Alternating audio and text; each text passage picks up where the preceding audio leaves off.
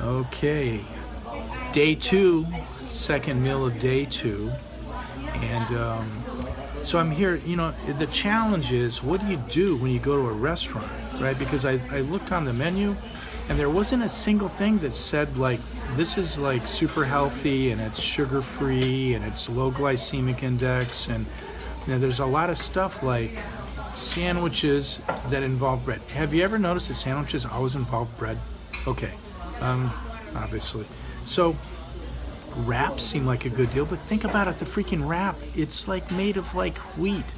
Now, I'm not concerned about the gluten, but I am concerned about how fast that turns to sugar in my body. So here, what did I order? Okay, here's first off, you got to give yourself permission to do whatever you please. Like when you're in a restaurant, think about it. They have a menu, but you don't have to care about their menu. You just have to care about like your intention. Like for instance, my intention would be, I've talked about this, is that using food as my medicine, as Hippocrates suggested, and which serves the fact that I want to have a life experience that's abundant, healthy. I want to be here physically for my children. Like I get maybe if I pass away, not maybe, I will be an energetic presence for the care and well-being of my children and everybody that I care about, okay? But I don't want to be like the tooth fairy flying around. What the hell is that? I mean, okay, it's something. We all very likely have all this beautiful, energetic presence of people. Huh? How is everything so far? Really, really good. Good. I'm going to make a deal with my waitress right now. Listen, if I order bread or cheese, would you be, I'm not going to put you on the video, don't worry. If I order bread or cheese or potatoes, would you be willing to punch me right in the face? She's thinking about it. She's laughing. She doesn't know if I'm serious or not. Okay. No, probably not. She's not going to punch me in the face if I order bread or cheese or potatoes. God, I'm going to have to do this on my own. Are you kidding me? I got to do this on my own, under my own power. Okay. You don't have to punch me then. That's okay. All right. I'm here having lunch with my colleague Susanna. We want to say hi to Susanna. You want to say hi to everybody? Sure. Hi, everybody. How are you? Okay. Susanna's a clinician. She helps people with like addictions and everything else.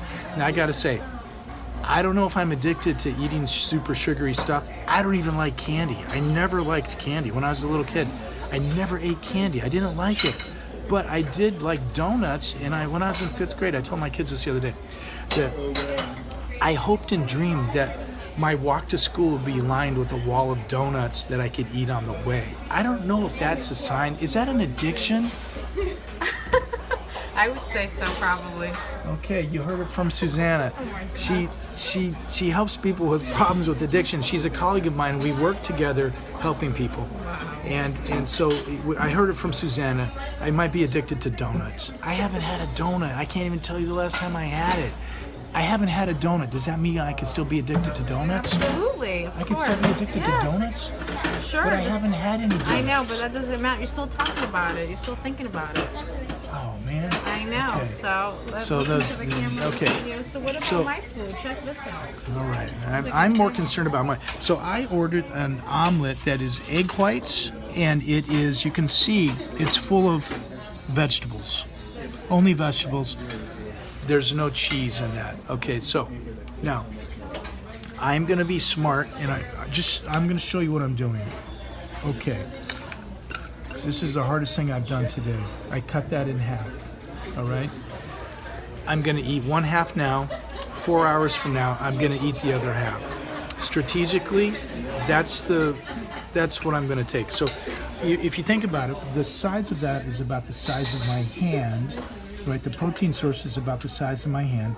Typically, I'm going to eat more vegetables in this. I'm going to eat, like, if you imagine 2 hands of spinach, kale, something micro, any kind of green stuff, okay? And that forms the basis of basically a diet program that's going to really help us reduce our A1C. The reduction of blood sugar leads to less inflammation, and that gives us a much better odds in terms of living healthy and living well, and avoiding problems like heart attack, stroke, and other health issues that arise from way too much blood sugar and way too much inflammation in our system. So this is how I'm navigating this with you. At a restaurant, I'm ordering an egg white omelet that's all vegetables. I ask for extra spinach and no cheese. And I tried a strategy to kind of make the odds work in my favor. I asked the waitress if she ever saw me order bread, potatoes, or cheese, that she would punch me right in the face. It's a little extreme, but isn't getting punched in the face by your waitress much better than getting punched in the face by something like a heart attack or stroke or some other goddamn problem that's actually preventable by just eating like a little bit differently in a more healthy way that maybe we're not used to?